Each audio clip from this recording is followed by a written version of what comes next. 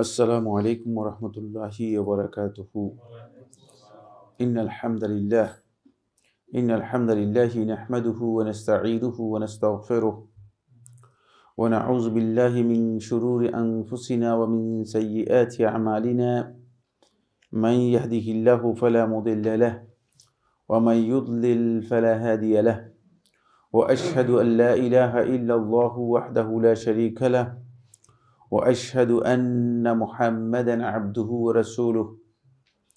أما بعد فإن خير الحديث كتاب الله وخير الهدي هدي محمد صلى الله عليه وسلم وشر الأمور محدثاتها وكل محدثة بدعة وكل بدعة ضلالة وكل ضلالة في النار. قال الله سبحانه وتعالى في كلامه المجيد: يوم تبيض وجوه وتسود وجوه فأما الذين اسودت وجوههم أكفرتم بعد إيمانكم فذوقوا العذاب بما كنتم تكفرون وأما الذين ابيضت وجوههم ففي رحمة الله هم فيها خالدون. قال عبد الله بن عباس رضي الله تعالى عنه: تبيض وجوه أهل السنة والجماعة وتسود وجوه أهل البدعة والفرقة. সম্মানিত উপস্থিতি, সম্মানিত দিনী ভাই বোনেরা, শুরুতে আল্লাহ রাব্বুল আলামিনের অসংখ্য অগণিত অপরন্ত শুকরিয়া যে মহান রব্বুল ইজ্জত ওয়াল জালাল অত্যন্ত মেহেরবানি করে আমাদেরকে ইয়াউমুল জুমার গুরুত্বপূর্ণ একটি সময়ে খুবই গুরুত্বপূর্ণ একটি মজলিসে ইলমিতে একত্রিত হওয়ার তৌফিক দিয়েছেন। এই জন্য আল্লাহ রাব্বুল আলামিনের অসংখ্য শুকরিয়া আদায় করি আলহামদুলিল্লাহ। আমরা সালাফদের মানহাজের উপর গত আলোচনায় অনেকগুলো কথা আপনাদের সামনে পেশ করেছি। যেখান থেকে লাস্ট কথা হয়েছে সেটা হলো সালফে সালেহিনের মানহাজের অন্যতম একটি গুরুত্বপূর্ণ বৈশিষ্ট্য হচ্ছে তারা দ্বীনের ব্যাপারে কোনো ধরনের ঝগড়াঝাটি, বাগবিতণ্ডা, বিতর্ক, অপ্রয়োজনীয় বিবাদে লিপ্ত হন না। হালাল হারামের বিষয়গুলো নিয়ে বিতর্কে যুক্ত হওয়াটা এটা সালাফদের মানহাজের পরিপন্থী। এখানে একটি বিষয় আমি আপনাদেরকে দৃষ্টি আকর্ষণ করব, সেটা হচ্ছে ফিকহি কিছু মাসাইলের ব্যাপারে আলেমদের ইখতিলাফ রয়েছে। এই ইখতিলাফ একেবারেই প্রথম যুগ থেকেই আলেমদের মাঝে ছিল। আলেমদের মাঝে ইখতিলাফ প্রথম যুগ থেকেই ছিল। হানাফি ফকিগণ একটা দৃষ্টিভঙ্গি গ্রহণ করেছেন, শাফি ফকি, মালিকি ফকি এবং হাম্বলি ফকিগণ একটা দৃষ্টিভঙ্গি অথবা একটা মতামত পেশ করেছেন। ফলে মতামতের মধ্যে বিভিন্নতা রয়েছে, যেহেতু এটা কিছু কিছু বিষয় আছে গবেষণা এবং ইজতিহাদ নির্ভর। এই কারণে এর মধ্যে কিছু দূরত্ব আছে, পার্থক্য রয়েছে। কারণ এই যে প্রসিদ্ধ যে চারটি মাযহাবের নাম উল্লেখ করলাম, এছাড়াও আর অনেকগুলো মাযহাব ছিল যেগুলো এর অনেকগুলো পৃথিবীতে আছেও, যেমন আল মাযহাবুল যায়দি রয়েছে, আল মাযহাবুল জাফরি রয়েছে, তারপরে একটা পরিচিত মাযহাব ছিল মাযহাবুত তাওয়ারি, ইমাম তাওয়ারি ইবনে জারির আত-তাবারি রাহমাতুল্লাহির দিকে নিসবত করে। এটাও পরিচিত মাযহাব, প্রসিদ্ধ মাযহাব ছিল, কিন্তু সেগুলোর অনেক বেশি অনুসারী বর্তমানে নেই, বর্তমানে এত বেশি অনুসারী নেই। ফলে হয়তো এই মাযহাবগুলো ওইভাবে মানুষের কাছে প্রকাশিত হয়নি অথবা গ্রহণযোগ্যতা পায়নি। কিন্তু প্রসিদ্ধ ফিকহের মাসাইলের ক্ষেত্রে প্রসিদ্ধ মাযহাব হচ্ছে ফিকহের দিক থেকে চারটি মাযহাব। এখানে আলেমদের ইখতিলাফ হয়েছে। দুটি চিন্তাধারার আলেমগণ দুই ধারায় তারা গবেষণা করেছেন। তার মধ্যে প্রথম চিন্তাধারার আলেমরা ছিলেন যারা, তারা হলো হিজাজের আলেমরা, মক্কা এবং মদিনা, এটাকে হিজাজ বলা হয় থাকে। এখানে সবচেয়ে বেশি প্রসিদ্ধি লাভ করেছেন আল্লাহ রাসূল সাল্লাল্লাহু আলাইহি ওয়াসাল্লামের তিনজন সাহাবী বা চারজন সাহাবী। তিনজন সবচেয়ে বেশি প্রসিদ্ধি লাভ করেছেন। চতুর্থ জনের নাম অত বেশি আসেনি অন্য একটি সুনির্দিষ্ট একটি কারণে। মদিনাতে দুইজন সাহাবী আব্দুল্লাহ ইবনে উমর রাদিয়াল্লাহু তাআলা আনহু এবং যায়েদ ইবনে সাবিত আল আনসারী রাদিয়াল্লাহু তাআলা আনহু, তারাই আল্লাহ রাসূল সাল্লাল্লাহু আলাইহি ওয়াসাল্লামের কাছ থেকে যেই মানে গবেষণালব্ধ ফিকহ, এই ফিকহগুলো তারা বর্ণনা করেছেন, তাদের কাছ থেকে ছাত্ররা বর্ণনা করেছে। এটা মদিনাতে ব্যাপকভাবে তাদেরই চিন্তাধারাকে মদিনার লোকেরা গ্রহণ করেছেন। আর সেখানে তৃতীয় যেই ব্যক্তির কথা বলেছি, যিনি মানে রাসূল সাল্লাল্লাহু আলাইহি ওয়াসাল্লামের ফিকহকে মূলত ব্যাপকভাবে প্রমোট করেছেন, শুধুমাত্র মানে যেহেতু তার পরিচিতি আসেনি অন্য কারণে, তিনি হচ্ছেন উম্মুল মুমিনিন আয়েশা রাদিয়াল্লাহু তাআলা আনহা। তার কাছ থেকে ফিকহ এবং রাসূল সাল্লাল্লাহু আলাইহি ওয়াসাল্লামের হাদিসের অনেক বিশাল ভান্ডার মুসলিম উম্মাহ পেয়েছে, কিন্তু যেহেতু নারী হওয়ার কারণে মানে এইদিকে কী করা হয়নি, মাযহাবের মানে বা বক্তব্যের কী করা হয়নি, বিস্তারিত নিসবত করা হয়নি। কিন্তু মদিনার ইলম এর বেশিরভাগই ইলম মূলত উম্মুল মুমিনিন আয়েশা রাদিয়াল্লাহু আনহা সহ এই তিনজন সাহাবীর কাছ থেকেই প্রাপ্ত হয়েছে। বাকিরা ছিলেন, বাকি সাহাবীরা মদিনাতে যারা ছিলেন তারা ছিলেন। এর মধ্যে মক্কাতে ছিলেন আব্দুল্লাহ ইবনে আব্বাস রাদিয়াল্লাহু তাআলা আনহু। তিনি আব্দুল্লাহ ইবনে আব্বাস রাদিয়াল্লাহু তাআলা আনহু যেই দিন মারওয়ান গভর্নর হয়, এরপরেই যখন ক্ষমতা নিয়ে বাড়াবাড়ি শুরু হয়, তখন আব্দুল্লাহ ইবনে আব্বাস রাদিয়াল্লাহু মদিনা থেকে বেরিয়ে যান। আপনারা যারা ইতিহাস পড়েছেন আপনাদের জানা থাকার কথা, আব্দুল্লাহ ইবনে আব্বাস রাদিয়াল্লাহু তারপরে মক্কাতে গিয়ে তিনি বসতি স্থাপন করেন, মক্কাতে ছিলেন, দীর্ঘ সময় মক্কাতে ছিলেন। পরবর্তীতে আব্দুল্লাহ ইবনে আব্বাস রাদিয়াল্লাহু তাআলা মক্কা থেকে তায়েফে চলে যান এবং আব্দুল্লাহ ইবনে আব্বাস রাদিয়াল্লাহু জীবনের শেষ দিকে অন্ধ হয়ে গিয়েছিলেন। তায়েফে তার মৃত্যু হয়েছে। বর্তমান যেই মানে মসজিদ আব্বাস, যারা তায়েফে গেছেন তারা দেখেছেন নিশ্চয়ই, যেমন মসজিদ আব্বাস, আব্দুল্লাহ ইবনে আব্বাস মানে পরিচিত অনেক বড় মসজিদ, সেখানেই আব্দুল্লাহ ইবনে আব্বাস রাদিয়াল্লাহু আনহুর কবর রয়েছে এবং সেখানেই আব্দুল্লাহ ইবনে আব্বাস, মসজিদের ভিতরে না মসজিদের বাইরে, আব্দুল্লাহ ইবনে আব্বাস সেখানেই মৃত্যুবরণ করেছিলেন।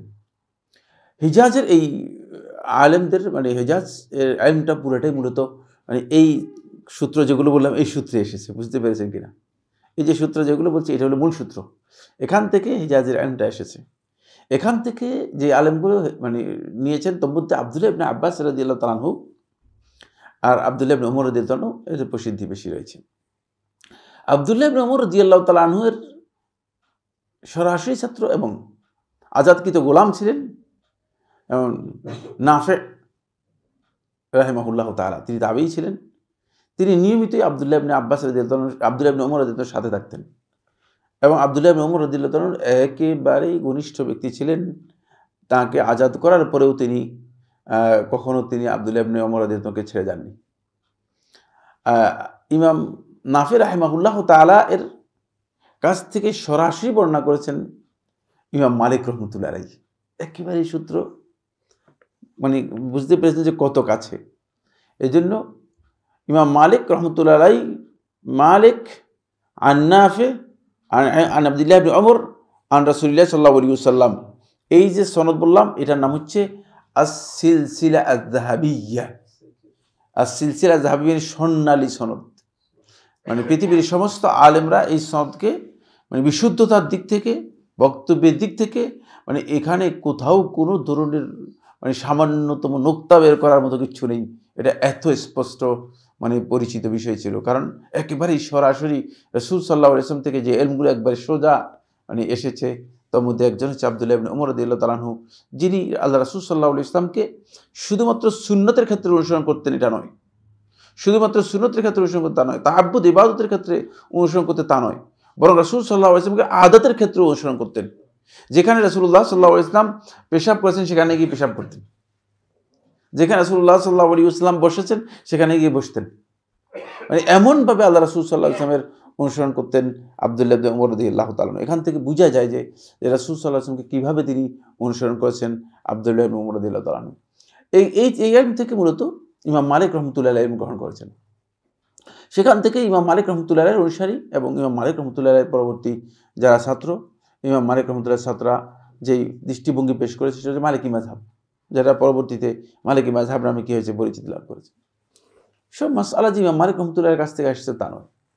ইমাম মালিক রহমতুল্লাহের কাছ থেকে মৌলিক মাসআলা বা মৌলিক উসুলগুলো ইমাম রহমতুল্লাহের কাছ থেকে এসেছে। তবে সবচেয়ে বড় যেই জিনিসটা এসেছে সেটা হলো ইমাম রহমতুল্লাহ একটি কিতাবে লিখেছেন, কিতাবের নাম হচ্ছে আল মুআত্তা। এই কিতাবের মধ্যে ইমাম রহমতুল্লাহ, ইমাম মালিক রহমতুল্লাহ মানে মদিনার আমল এবং রাসূল সাল্লাল্লাহু আলাইহি ওয়াসাল্লামের কাছ থেকে যে হাদিসগুলো পেয়েছেন সেগুলো সবগুলো যতটুকু মানে ইমাম মালিক রহমতুল্লাহর কাছে মানে সহি মনে হয়েছে সেগুলো সবগুলো তিনি এখানে সংকলন করেছেন। ফলে এটি একেবারে প্রথম সময়ের যে সংকলনগুলোর মধ্যে রয়েছে তার মধ্যে একটি, প্রথম সময়ের হাদিসের সংকলনের মধ্যে একটি। এরপরে আব্দুল্লাহ ইবনে আব্বাস রাদিয়াল্লাহু তাআলা আনহু মক্কায় ছিলেন।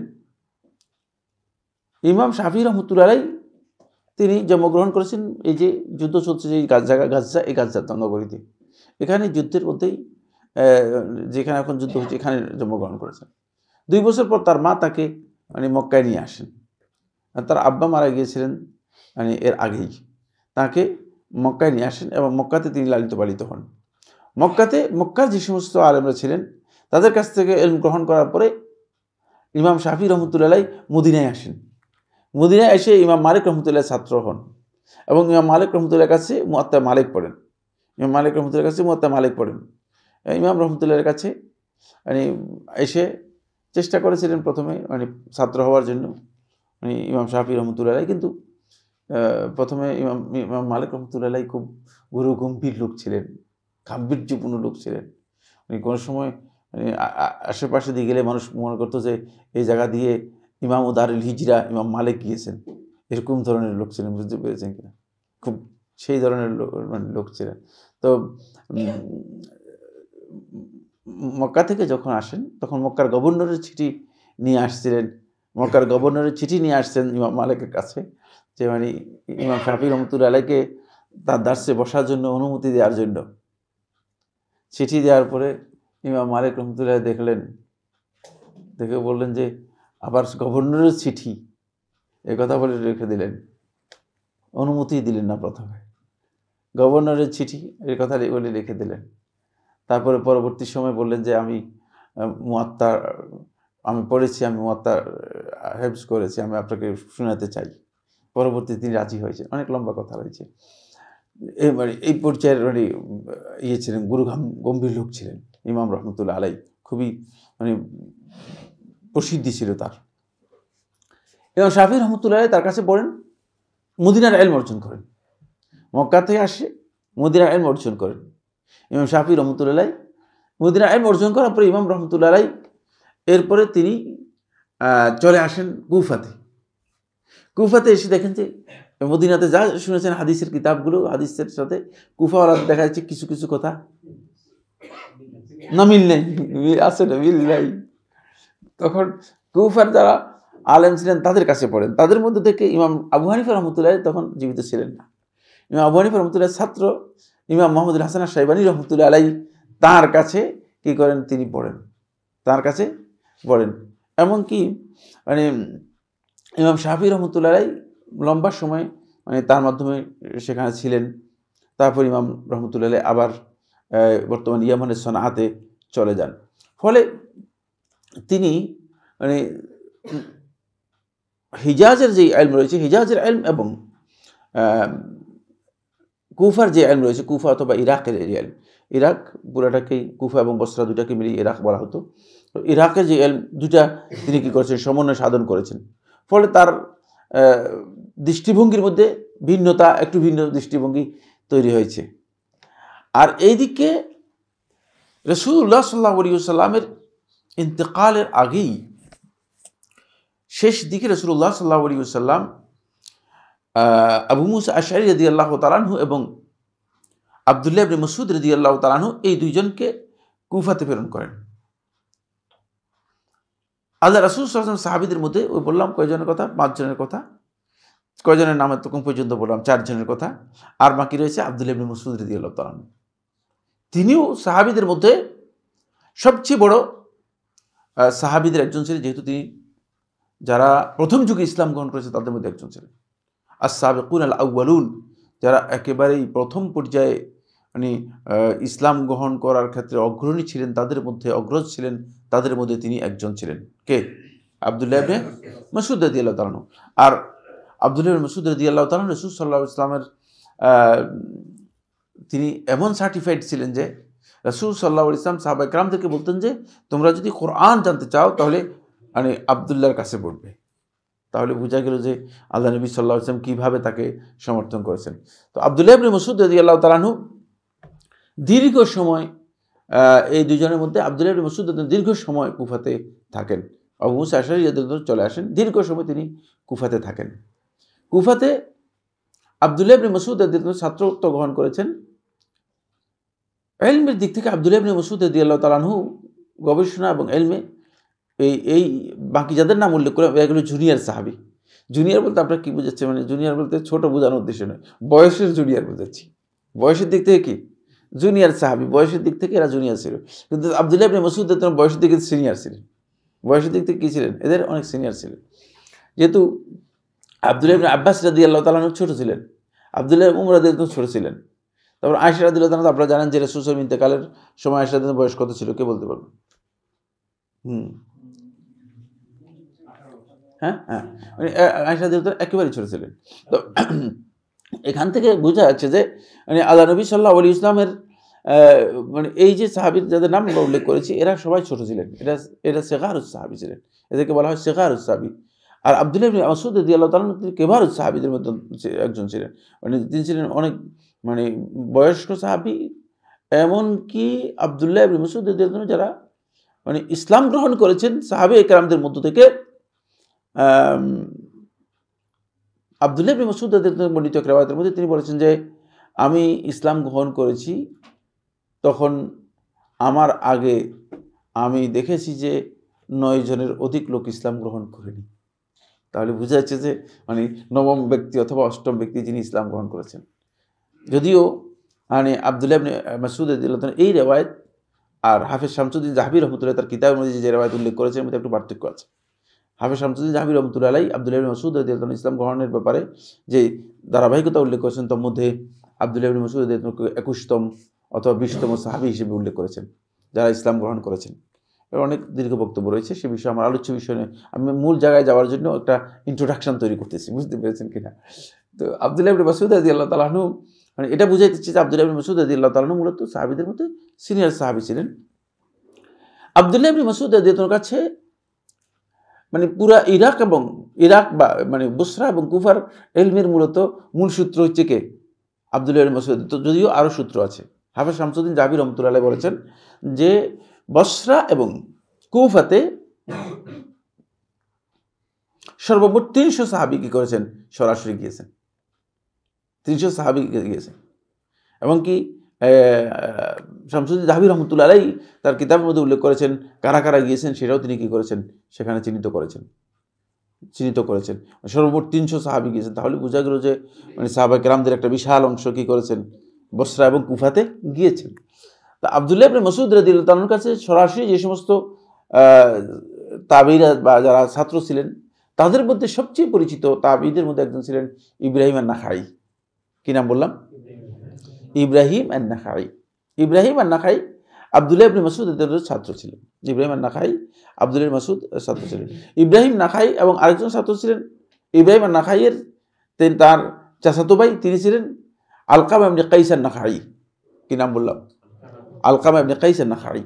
এবং এরা দুইজনই মূলত আব্দুল্লাহ ইবনে মাসউদ রাদিয়াল্লাহু তাআলার ছাত্র ছিলেন। আব্দুল্লাহ ইবনে মাসউদ থেকে ফিকহ এবং হাদিসের জ্ঞানগুলো যেগুলো আছে সেগুলো তারা গ্রহণ করেছেন। তারা এগুলো কি করেছেন? গ্রহণ করেছেন। আর এদের পরবর্তী ছাত্র যারা আছে এরা হচ্ছে মূলত যেমন হাম্মাদ ইবনে আবি সুলাইমান রাহিমাহুল্লাহ তাআলা এবং আরও অন্যান্য যারা আছেন যেমন সুফিয়ান আস-সাউরি, তারপর সুফিয়ান ইবনে উয়াইনা, আরও অন্যান্য যারা আছেন মানে ইরাক এবং কুফার যে সমস্ত আবু সাউর এবং এরা সবাই মূলত ইরাকের এবং বসরা এবং কুফার আলেম ছিলেন। এদের ছাত্র ছিলেন। হাম্মাদ ইবনে আবি সুলাইমান রাহিমাহুল্লাহ তাআলার ছাত্র হচ্ছেন সরাসরি কে? ইমাম আবু হানিফা রাহমাতুল্লাহ আলাইহি। তাহলে মাঝখানে তিনি সাহাবীদেরকে পান নাই। সাহাবীদের কি পান নাই? বুঝতে পেরেছেন কিনা? সাহাবীদেরকে পান নাই। এখানে আব্দুল্লাহ ইবনে মাসউদ থেকে কি করেন নাই? ডাইরেক্ট নিতে পারেন নাই। কিন্তু ইমাম রহমতুল্লাহ আলাইহির জন্ম হয়েছে 80 হিজরি সনে। কত সনে? 80 হিজরি সনে ইমাম রহমতুল্লাহ জন্ম হয়েছে। 80 হিজরি সনে জন্ম হয়েছে। তখন সাহাবীরা অনেকেই ছিলেন। সর্বশেষ সাহাবী তিনি হচ্ছেন আবু আমের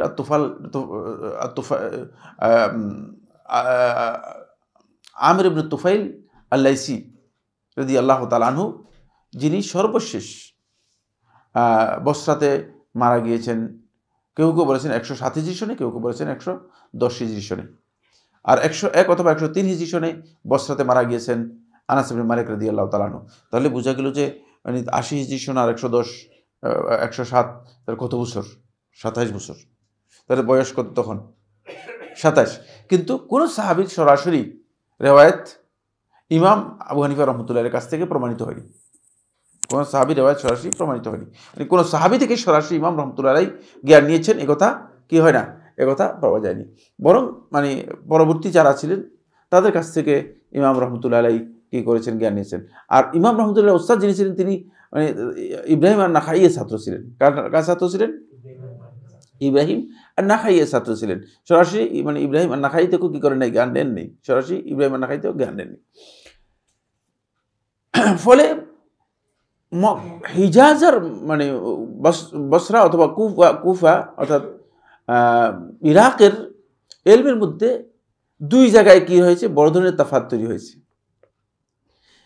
এই অঞ্চলের হিজাজে যারা বর্ণনা করতেন তারা সরাসরি দলিল দিয়ে হয়তো হাদিস অথবা সাহাবীর আমল দিয়ে দলিল দিতেন।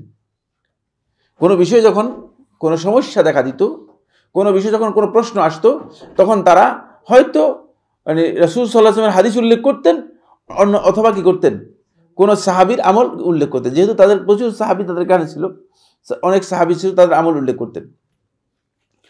এই জিনিসটুকু ইরাক, কুফা এবং বসরাতে পাওয়া যায়নি।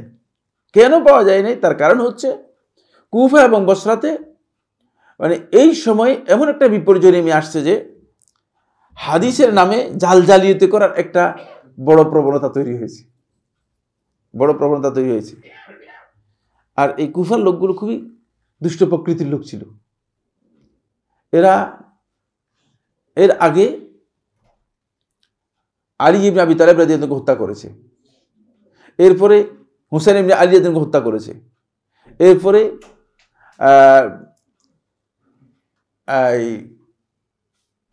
এরপরে হত্যা করেছে মুখতারের সময় মানে আরেকজনকে হত্যা করেছে, অর্থাৎ আব্দুল্লাহ ইবনে জুবাইর রাদিয়াল্লাহু আনহুর ভাইকে হত্যা করেছে, তারপরে মুখতার সাকাফিকে তাই হত্যা করেছে।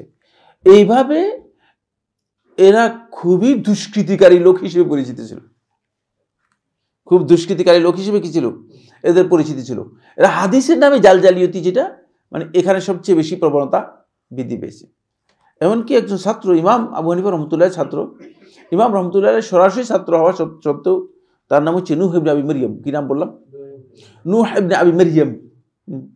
সে নিজে 1000 হাদিস জাল করেছে কোরআনের বিভিন্ন সূরার ফজিলতের উপর। নাউজুবিল্লাহ। তাকে যখন জিজ্ঞেস করা হয়েছে যে কি ব্যাপার, হাদিসগুলো কেন জাল করছেন, এগুলো কেন করলেন, বলে যে আমরা দেখতেছি যে মানুষ আবু হানিফার ফিকহ নিয়ে বেশি অস্থির হয়ে গেছে, শুধু ফিকহকেই তারা অগ্রাধিকার দিচ্ছে, কোরআন তেলাওয়াত যে গুরুত্বপূর্ণ, কোরআন থেকে সরে যাচ্ছে। তখন কোরআনের ফজিলতের উপর কিছু হাদিস বানাই দিলাম। এই জন্য আপনারা দেখবেন যে কোরআনের ফজিলতের উপর, বিভিন্ন সূরার ফজিলতের উপর যতগুলো হাদিস আছে সবগুলো মিথ্যা, সবগুলি কুফাওয়ালারা করেছে। সবগুলো কি করেছে? এই কুফাবাসী কি করেছে? এগুলো সব নিজেরা মন করা তৈরি করে দিয়েছে। ফলে এই যে একটা অবস্থা তৈরি হয়েছে, এই অবস্থা তৈরি হওয়ার কারণে কুফাতে যারা ইজতিহাদ করেছেন, ইমাম আবু হানিফা রাহমাতুল্লাহ সহ অন্য যারা ইজতিহাদ করেছেন, এরা সবাই মূলত হাদিস গ্রহণের ব্যাপারে তাদের কঠোরতা ছিল অনেক বেশি। ফলে তারা হাদিস গ্রহণ করতেন না, ওই ভয়ে যে রাসূলের নামে মিথ্যা হাদিস গ্রহণ করে মানে বিপদ হয়ে যায় কিনা। কারণ মিথ্যার প্রবণতা বেশি বেড়ে গিয়েছিল। তারা হাদিসটাকে গ্রহণ না করে হাদিসের সাথে তারা কিয়াস অথবা রায়কে কি করেছেন, যুক্ত করে দিয়েছেন। কিয়াস অথবা রায়কে যুক্ত করে দিয়েছেন। হাদিসটা দেখতেন, সাথে রায় কিয়াসটাও দেখতেন। যদি কিয়াসের সাথে মিলতো তখন বলতে যে না, এই হাদিস ঠিক আছে, এই হাদিস কি না নেওয়া যায়। বলছে যখন হাদিস বর্ণনা করতো তখন বলছে তোমার হাদিস বলো। যখন বলতো যে হাদিস হচ্ছে এটা, হাদিসটা হচ্ছে এই। যেমন তাদের রায়ের সাথে যেটা মিলবে এরকম একটা হাদিস যদি তাদেরকে বলে, তখন তারা বলছে ঠিক আছে, এটা ঠিক আছে, এটা গ্রহণ করা যাবে। আর যদি রায়ের সাথে না মিলে, কিয়াসের সাথে না মিলে,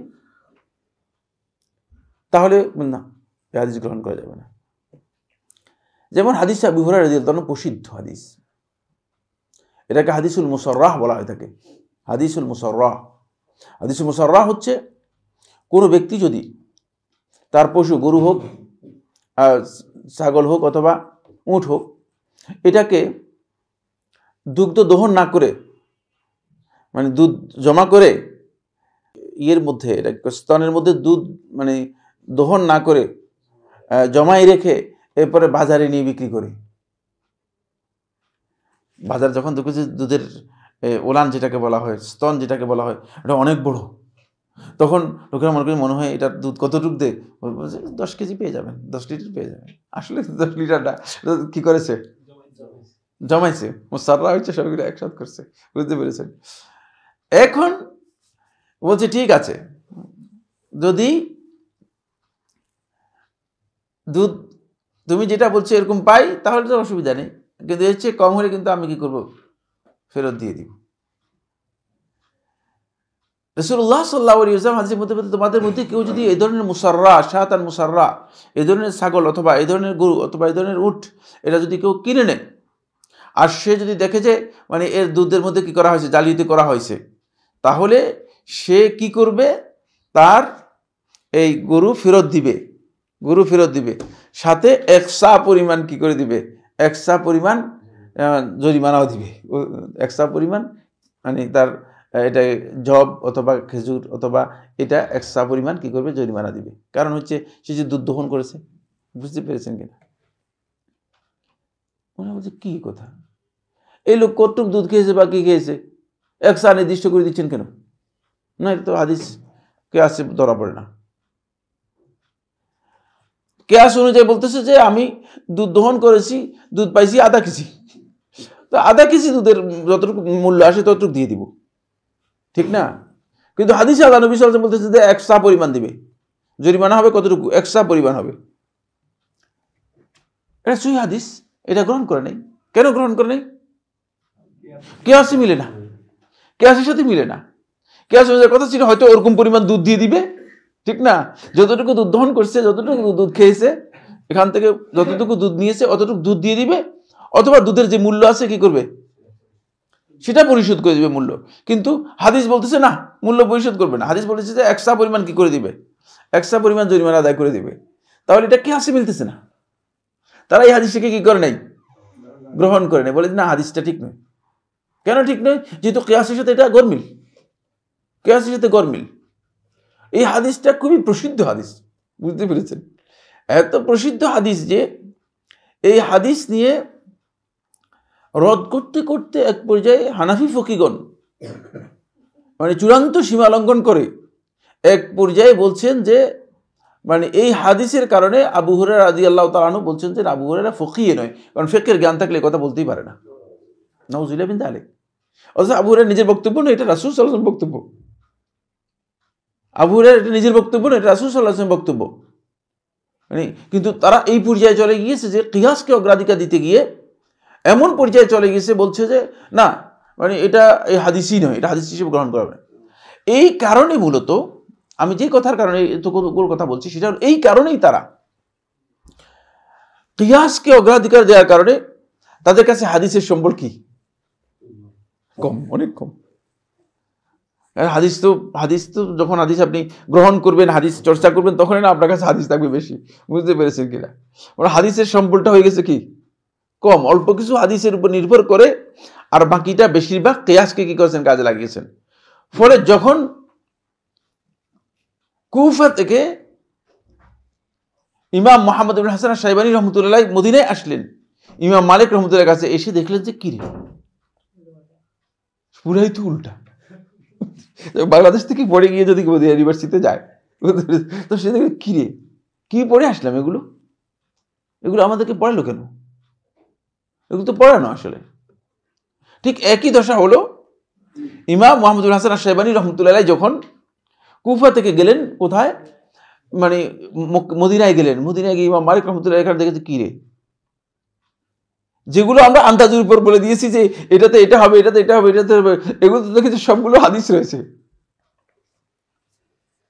সবগুলোর মধ্যে হাদিস রয়েছে, সবগুলোর ব্যাপারেই হাদিস রয়েছে, সবগুলোর ব্যাপারে সাহাবীদের বক্তব্য রয়েছে, এবং সবগুলোর ব্যাপারে দেখা যাচ্ছে যে যখনই জিজ্ঞেস করে তখন দেখা যাচ্ছে যে হাদিস থেকে বলে দিচ্ছে যে এটা রয়েছে, রাসূল সাল্লাল্লাহু আলাইহি ওয়াসাল্লাম কথা বলেছেন, অথবা সাহাবীদের আমল থেকে বলতেছে যে অমুক সাহাবী এভাবে করেছেন, মদিনাবাসী এইভাবে করেছেন।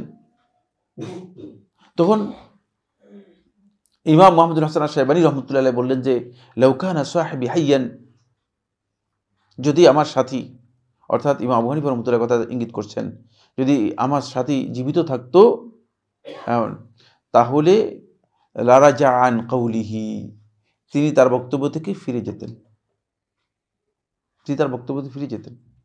কারণ এটা তো হলো না, এগুলো সম্পর্কে কি নাই, কোনো দলিল নেই, এগুলো বলা হয়েছে বেশিরভাগই যেহেতু তাদের কাছে যা মানে যতটুকু ছিল ততটুকুর আলোকে তারা কি করেছেন, ইজতিহাদ করেছেন। ফলে এই কারণে আলেমদের মাঝে ইনফরমেশনের অনেকগুলো গ্যাপ থাকার কারণে আলেমদের মাঝে ইখতিলাফ তৈরি হয়েছে। এই ইখতিলাফ যেহেতু আলেমদের মধ্যে ইখতিলাফ তৈরি হয়েছে, এই ইখতিলাফ আজকে তৈরি যেহেতু হয় নাই, এই ইখতিলাফ থাকবে, এটাকে ফু দিয়ে নিভাই দেওয়ার মতো কোনো সামর্থ্য কারো নেই। কিন্তু এখানে মৌলিক যে বিষয় করণীয় সেটা হচ্ছে, খুব ভালো করে খেলো, মৌলিক যে বিষয় করণীয় সেটা হচ্ছে আলেমদের ইখতিলাফকে পুঁজি করে, এই ইখতিলাফকে মূলধন বানিয়ে নিজেদের মধ্যে ইফতিরাক, নিজেদের মধ্যে বিরোধ তৈরি করা, ফিরকাবন্দি তৈরি করা, এই কাজটি ইসলামে হারাম গর্হিত কাজ। কিন্তু দুর্ভাগ্যের বিষয় হচ্ছে যখন ৪র্থ শতাব্দীর দিকে এসেছে তখন এই ইখতিলাফের উপর নির্ভর করে এমন ভয়ানক মানে ইফতিরাক তৈরি হয়েছে যে এই মাসআলা আলোচনা করা হচ্ছে, হানাফির পিছনে শাফিঈ, শাফির পিছনে হাম্বলি, এদের সালাত হবে কিনা, এই মাসআলা পর্যন্ত আলোচনা করা হচ্ছে। মানে পুরাটাই দিন বানিয়ে নিয়েছে। আপনি জিজ্ঞেস করেন এই মাসআলা আলোচনা হবে কেন? এটা যদি স্কুল অফ থট হয়, এটা যদি অপিনিয়ন হয়, তাহলে এই মাসআলা আলোচনা করার সুযোগই তো নেই, এই মাসআলা আলোচনা করার সুযোগই তো নেই, প্রশ্নই আসে না। কিন্তু এই মাসআলা আসতেছে যে হানাফির পিছনে শাফি, শাফির পিছনে হাম্বলি, এদের সালাত হবে কিনা, এটা নিয়ে আলোচনা আসতেছে। তারপরে হানাফি ওলামায়ে কেরামগণ শাফি ওলামায়ে কেরামদেরকে গালি গালাজ সহ, মানে শাফিদের বক্তব্য রদ করার জন্য, খণ্ডন করার জন্য প্রয়োজনে মন গড়া, মানে নিজেদের ইচ্ছা মতো হাদিস কি করে দিয়েছে, বাড়াই দিয়েছে, হাদিস বানায় নিজেরা তৈরি করে দিয়েছে, হাদিসের নামে জালিয়াতি করে দিয়েছে। ফলে এই এমন পর্যায়ে চলে গিয়েছে যে শাফি মাযহাবের একজন ইমাম ছিলেন, ইমাম আবু বকর আল কাফফাল আশ-শাশী রাহিমাহুল্লাহ তাআলা। তিনি আব্বাসী খলিফাদের, সম্ভবত জাফরের সময় আব্বাসী খলিফাদের একজনের কাছে গেলেন, বললেন যে ইমাম আমিরুল মুমিনিন, আপনি যদি অনুমতি দেন তাহলে আমি হানাফি সালাত আপনাকে দেখাবো। মানে কোন পর্যায়ের মতবিরোধ তৈরি হয়েছে, হানাফি কি করবো সালাত আপনাকে দেখাবো। তখন হানাফি মাযহাবের যে সমস্ত মাসআলা, মানে সালাতের ব্যাপারে বিতর্কিত যে সমস্ত মাসআলা রয়েছে, এই সবগুলো মাসআলা দিয়ে তিনি একটা সালাত তৈরি করেছেন, ডেকোরেশন করেছেন। তোর মধ্যে সবচেয়ে বড় বিতর্কিত মাসআলা হচ্ছে হানাফি ওলামায়ে কেরামদের একদল বলেছেন যদি শুকরের চামড়া, শুকর তো হারাম, শুকর হচ্ছে নাজাস বেআইনিহি, যেটা একেবারে মানে আইনি হারাম, বস্তুটাই পুরাটাই হারাম, বুঝতে পেরেছেন কি? কিন্তু হানাফি মাযহাবের একটা ফতোয়া রয়েছে, সেটা হচ্ছে যদি শুকর মরে যাওয়ার পরে কেউ শুকরের চামড়াটা নিয়ে নেয়, নিয়ে গিয়ে এটাকে দাবাগত করে ভালো করে লবণ টবণ দিয়ে শুকাই টুকাই পরিষ্কার করে, তাহলে এটা তাহির হয়ে যাবে, পবিত্র হয়ে যাবে। এটা একটা ইখতিলাফি মাসআলা, বুঝতে পেরেছেন? প্রথমেই শুকরের মানে চামড়া গায়ে দিয়ে আসছে সালাতের জন্য, হানাফি সালাত দেখাবে শুকরের চামড়া গায়ে দিয়ে আসছে, বুঝতে পেরেছেন? যত ইখতিলাফি মাসআলা আছে মানে ওটা আলোচনা করার বিষয় অনেক লম্বা কথা। মানে তারপরে আবু হানিফা রাহমাতুল্লাহ একটা মানে মাসআলা রয়েছে, সেটা হচ্ছে আল্লাহু আকবার বলে সালাত শুরু না করলে, কেউ যদি অন্য কোনো শব্দ দিয়েও সালাত শুরু করে তাহলে সালাত হয়ে যাবে। তাকবীরাতুল ইহরাম আল্লাহু আকবার না দিয়ে অন্য শব্দ দিয়ে কি করেছে, সালাত শুরু করে দিয়েছে। সালাত 2 রাকাত সালাত দেখিয়েছে। সালাতে শেষে হানাফি ফকিহগণ বলেছেন যে যদি কোনো কারণে মানে সালাতের মধ্যে সালাম না ফিরাইয়া মানে কোনো কারণে যদি অন্য কোনো কাজ, যেটা সালাত ভঙ্গ হয়ে যায়, এরকম কোনো কাজ করে, তাহলে সালাত শেষ হয়ে যাবে। তখন সালাম না ফিরাইয়া কি করেছে, মানে বায়ু বের করে, জোরে বায়ু বের করে সালাত শেষ করেছে। যখন খলিফা দেখলেন এই সালাত, বললে আল্লাহর কসম করে বলছি, যদি তুমি এগুলো প্রমাণ না করতে পারো তোমাকে হত্যা করবো। কি করেছে এটা, মানে কি করেছেন? আমি এখানে মানে ওই ডিটেলস আলোচনার জন্য যাচ্ছি না, বুঝতে পেরেছেন? মানে কোথায় গিয়ে চূড়ান্ত তাআসসুব গোড়ামি গিয়ে পড়ছে দেখছেন? ওই সময়টা এমন এক সময় গিয়েছে যে মানে হানাফি আলেমরা শাফিদেরকে দেখে, শাফি আলেমরা হানাফিদেরকে দেখলে মনে হয়েছিল বুঝলেন এদেরকে খেয়ে ফেলা দরকার, এরকম ব্যবস্থা চলে গেছে। এটা আলেমের কথা বলতেছি। এবং আবু বকর কাফফার রাহিমাহুল্লাহ তাআলা তার লেখা 11 খণ্ডের লেখা একটা মানে কিতাব রয়েছে, কিতাবের নাম হচ্ছে মুখতাসার ইখতিলাফিল ফুকাহা।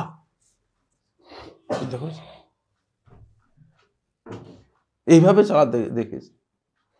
এই যে ইখতিলাফ, এই ইখতিলাফ আলেমদের এটা থেকে যাবে। এটা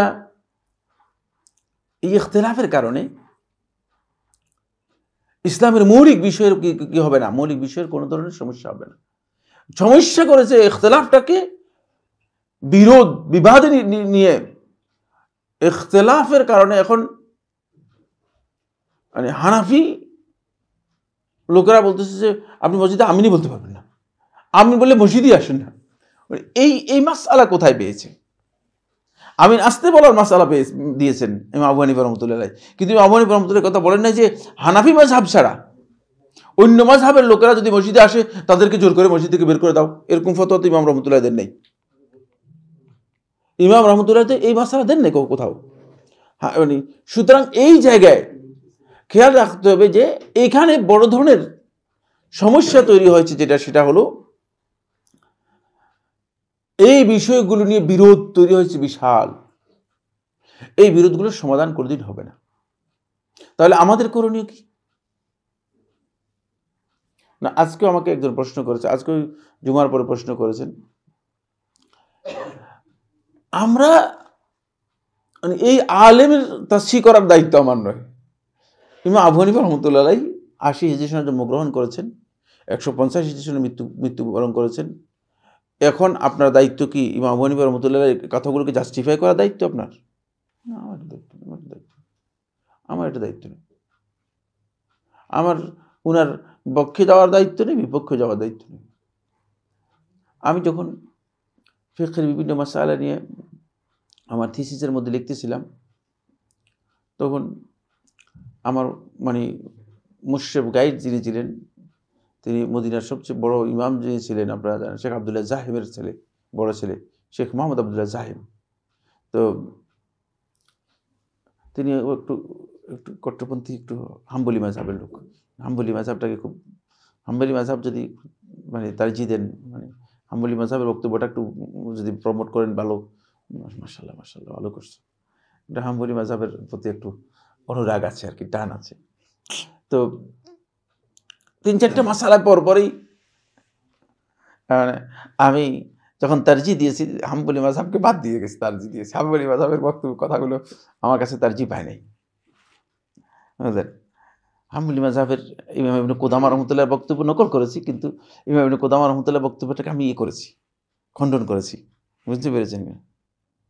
তো আমার বলতে এনতাবি সাইফুল্লাহ, বলে সাইফুল্লাহ খবরদার, সতর্ক হও। আলান তুখালিফ মান, তুমি এখন কার মানে বিরুদ্ধাচরণ করতেছো?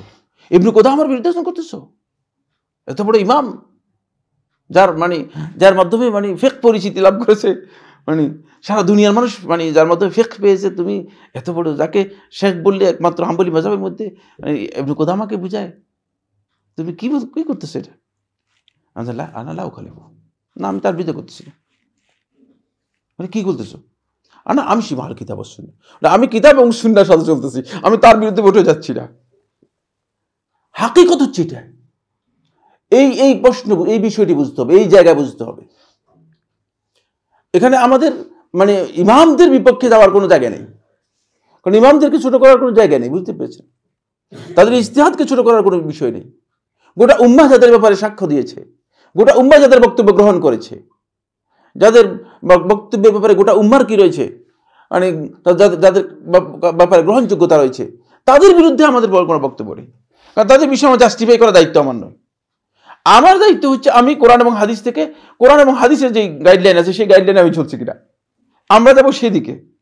বুঝতে পেরেছেন? এই জিনিসটুকু অনেকে বুঝে না, ফলে দেখা যায় যে বিতণ্ডার কারণ হয়ে দাঁড়ায়, বিবাদের কারণ হয়ে দাঁড়ায়। হাত কি আপনি নাভির নিচে বাঁধবেন না বুকের উপর বাঁধবেন? ঠিক আছে, আলেমদের দুটি ইখতিলাফ রয়েছে। কেউ কেউ বলেছেন বুকের উপর বাঁধার কথা, কেউ কেউ বলেছেন নাভির নিচে বাঁধার কথা। এখন এখানে যদি আপনাদের সবাইকে দিই, আপনারা আগামী সপ্তাহে এটা তাহকিক করে নিয়ে আসেন, আমার দৃঢ় বিশ্বাস একজনও তাহকিক করে নিয়ে আসতে পারবে না এই বাচ্চারা। বুঝলেন? সম্ভব নয়। তো আমরা চলবো সেটা হচ্ছে ওলামায়ে কেরাম সলফে সালেহিন যেদিকে চলেছেন, সুন্নাহ যেদিকে চলেছে, সেদিকে সোজা চলে যাব। আমরা আলেমদের এই ইখতিলাফের মধ্যে জাস্টিফাই করার দায়িত্ব আমাদেরকে দেয় নেই, আমাদের প্রয়োজনও নেই, কারণ এটা আমাদের কাজ নয়। এটা নিয়ে এই ইখতিলাফ যখনই আসবে, তখন আপনি দেখবেন যে এটা সালেফদের মানহাজের পরিপন্থী। এই কারণে শেখুল ইসলাম ইবনে তাইমিয়া রাহমাতুল্লাহ আলাইহি যখনই ইখতিলাফের এই মাসাইলের ব্যাপারে, আহকামের ব্যাপারে, ফিকহের ব্যাপারে যখনই ইখতিলাফের এই কথাগুলো শেখুল ইসলাম রাহমাতুল্লাহ আলাইহি উল্লেখ করতেন, তখন শেখুল ইসলাম রাহমাতুল্লাহ আলেমদের কথা খুব সম্মানের সাথে উল্লেখ করতেন। কিন্তু উল্লেখ করার পরে শেখুল ইসলাম রাহমাতুল্লাহ বলতেন যে ওয়াদাহিরু, এটাই হচ্ছে প্রকাশ্য কথা, যে কিতাব এবং সুন্নাহর সাপোর্ট হচ্ছে এই বক্তব্য। সবার কথা বাদ দিয়ে দিয়েছে। চিন্তা করেছেন? এর আগের সবার কথা বাদ দিয়েছে। কোন মাসআলার মধ্যে কেউ বলতে পারবেন কিনা? এরকম একটা মাসআলা সবার কথা বাদ দিয়ে দিয়েছে।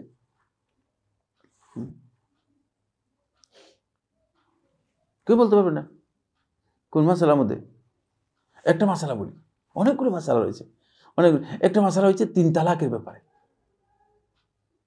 এর আগের ওলামায়ে কেরামদের বেশিরভাগের বক্তব্য ছিল, ফকিহদের বেশিরভাগের অপিনিয়ন ছিল যে 3 তালাক যদি দেয় তাহলে এটা 3 তালাক কার্যকরী হয়ে যাবে। এটা হানাফি মাযহাবের বক্তব্য, এটা শাফি মাযহাবের বক্তব্য, এটা হাম্বলি মাযহাবের বক্তব্য, এটা মালিকি মাযহাবের বক্তব্য, এটা আলেমদের অনেকের বক্তব্য। কিন্তু শেখুল ইসলাম রাহমাতুল্লাহ তাদের বক্তব্য উল্লেখ করে শেষে বলতেছেন না, যেহেতু আল্লাহ তাআলার কিতাবের মধ্যে এইভাবে এসেছে এবং রাসূল সাল্লাল্লাহু আলাইহি ওয়াসাল্লামের বক্তব্য এইভাবে এসেছে, একসাথে যদি 3 তালাক দেয় সেটা শুধুমাত্র 1 তালাকই হবে। দেখছেন, ওনাদের আলেমদের বক্তব্যকে জাস্টিফাই করার দায়িত্ব আমাদের নয়। আমাদের জাস্টিফাই করার দায়িত্ব হচ্ছে আমরা আসলে যে বক্তব্যটা নিচ্ছি সে বক্তব্যটা সঠিক কিনা। এই বিষয়টি যদি আমরা বুঝতে পারি, তাহলে এই বিতণ্ডা থেকে আমরা বেঁচে যাব, আর আলেমদের সম্মানহানি করব না। এখানে যখনই যে দাল আসবে, যখনই বিবাদ বিতণ্ডা তৈরি হবে, তখনই আপনি হয়তো অমুক আলেম অথবা তমুক আলেমের আস্তে করে মানহানি করার চেষ্টা করবেন। মানহানি হয়ে যাবে, চেষ্টা করবেন না, হয়তো অনেক সময় চেষ্টা করবেন না।